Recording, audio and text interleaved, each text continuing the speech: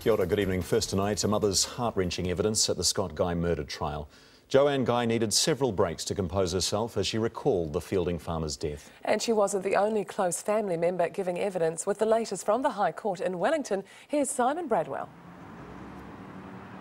Good evening. Yes, day 6 of the Scott Guy murder trial. We've had plenty of tears and emotions to this point, but today was possibly the most dramatic day yet.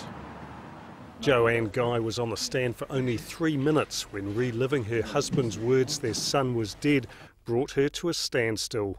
He said, "It's Scott, something terrible's happened, you better get out here." So, Ewan McDonald's accused of killing his brother-in-law Scott Guy with a shotgun 2 years ago in a feud over the running of the family farm.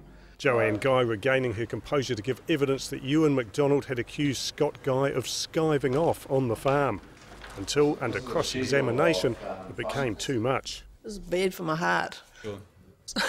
Sorry, I wonder if you're going to survive these things. Her distress causing Judge Simon France to call a temporary halt shortly afterwards. I can't remember anything now. I think we should take a break.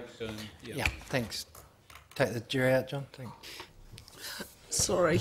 Joanne Guy had become upset when defence lawyer Greg King asked her to confirm what she said to Ewan McDonald shortly after the murder. I said to Ewan, "Did somebody shoot him?"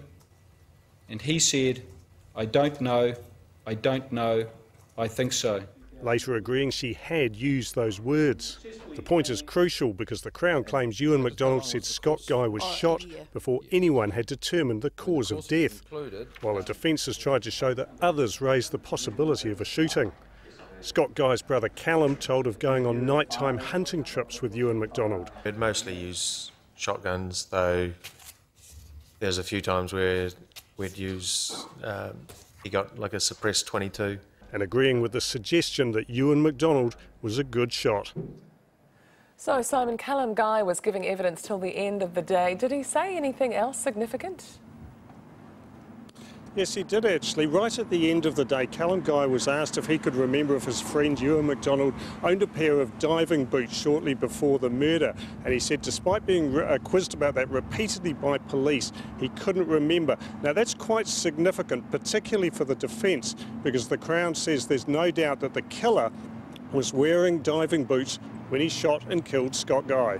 Thanks, Simon. Simon Bradwell at the High Court in Wellington.